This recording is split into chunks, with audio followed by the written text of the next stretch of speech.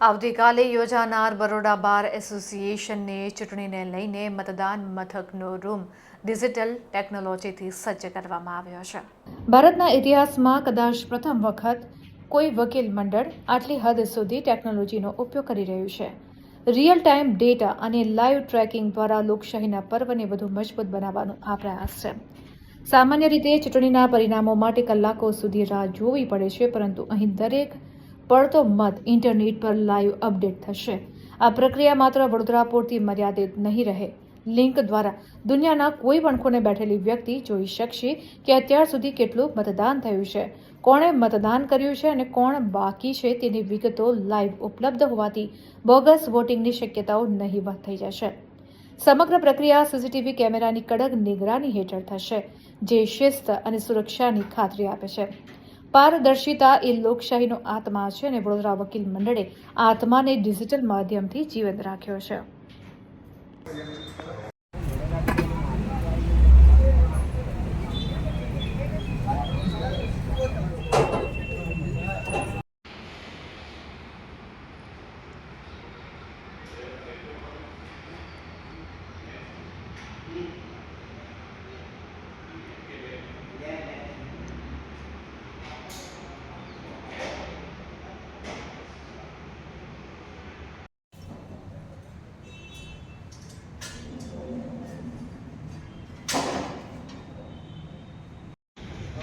આખું પેલી બાજુ લોક કરી દે।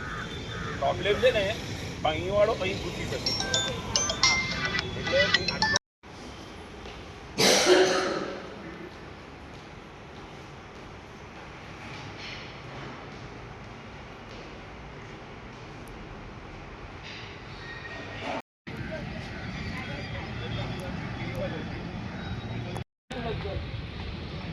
એટલે સરકાર છે ગઠબંધન વાળી 4 દિવસની ક્યાંની ફીલ અંધેરી ના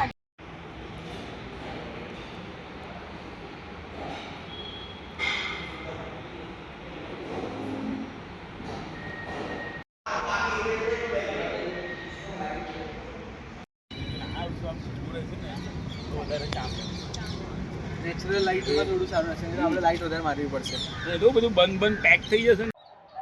19 ડિસેમ્બર 2025ના રોજ વડોદરા વકીલ મંડળની ચૂંટણીનો જે ભવ્ય પર્વ થવાનો છે, તેના માટે સમગ્ર ઇલેક્શન કમિશનની ટીમ, મુખ્ય ચૂંટણી કમિશનર શ્રીમતી અલકાબેન જાદવના નેજા હેઠળ અમારી સમગ્ર ટીમ તમામ રીતે સુસજ્જ છે।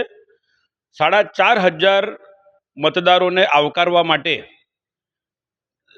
લેટેસ્ટ ટેકનોલોજીનો ઉપયોગ કરી અને લાઈવ ડેટા શેરિંગની ટેકનોલોજી, એટલે કે જે ઘડીએ બેલેટ પેપર ઇસ્યુ થશે તો તે મતદારનું નામ હાઇલાઇટ થઈ જાય, મતદારનું નામ તમામ લોકોને ખબર પડી જાય કે ભાઈ એમનો મત પડ્યો છે, અને સાથે સાથે લાઈવ ડેટા શેરિંગની પણ વ્યવસ્થા રાખી છે। આ વખતે આ પ્રકારે સમગ્ર ભારત દેશમાં કહી શકીએ છીએ અમે કે પ્રથમ વખત ટેકનોલોજીનો આવો ઉપયોગ કરીને એક બાર એસોસિએશનનું ચૂંટણી થવા જઈ રહી છે।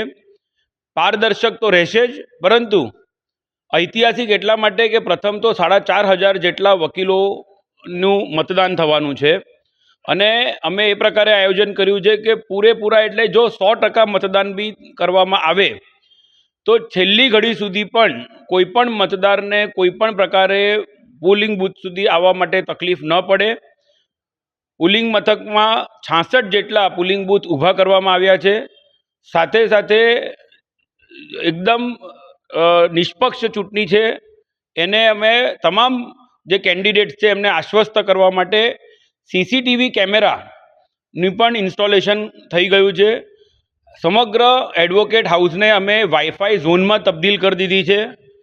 આ આખું બિલ્ડિંગ હવે અમે ઇલેક્શન કમિશન તરફથી એ પ્રકારે સુસજ્જ કર્યું છે કે આ ચૂંટણી પ્રક્રિયા પૂર્ણ થયા પછી ઇલેક્શન કમિશન તરફથી અમે અમારા વકીલ મિત્રોને જે અહીંયા પ્રેક્ટિસ કરશે એમને આ સમગ્ર બિલ્ડિંગ એડવોકેટ હાઉસ જે નવું છે એ વાઈફાઈ ઝોનમાં તબદીલ થઈ ગયું છે। એટલે આ જે ચૂંટણી છે એ ચૂંટણીમાં જે પ્રકારે અમારી સમગ્ર ટીમે કામગીરી કરી છે એ ટેકનોલોજીની સાથે સાથે તમામ વકીલ મિત્રો જે વડોદરા વકીલ મંડળના સભ્યો છે જે આ ચૂંટણીમાં પોતાનો મતાધિકારનો ઉપયોગ કરીને જે કોઈ એમના પસંદીદાર ઉમેદવારો છે એમને ચૂંટશે અને 2025-26ની આખી એક નવી બોડી જ્યારે બનવા જઈ રહી છે ત્યારે અમને ચોક્કસ ખાતરી છે કે વડોદરા વકીલ મંડળની આ ઇલેક્શનની અમારી ટીમ વડોદરામાં એ પ્રકારનું એક ચૂંટણીનું આયોજન કર્યું છે કે જેમાં અમે 19 ડિસેમ્બરના રોજ એક ઇતિહાસ રચવાના છે અને વધુમાં વધુ મતદાન થશે ડિજિટલાઇઝ ટેકનોલોજીના ઉપયોગ સાથે રિયલ ટાઈમ ડેટા શેરિંગ દુનિયામાં કોઈ પણ ખૂણે અમારી જે લિંક હશે અમે શેર કરીશું અને એ લિંકના મારફતે ઇન્ટરનેટના માધ્યમથી લાઈવ ડેટા 4500માંથી કયા મતદારે મત આપ્યો અને કોણ વંચિત રહી ગયું છે, કોનો હજી મત નથી પડ્યો, એ તમામ બાબતો લાઈવ તમામ લોકો જોઈ શકશે. એ પ્રકારનું ટેકનોલોજીના માધ્યમથી ડિજિટલાઇઝ ટેકનોલોજીનો ફૂલ ઉપયોગ કરીને પોતાનું એક સ્વતંત્ર સોફ્ટવેર જ બનાવી દેવામાં આવ્યું છે.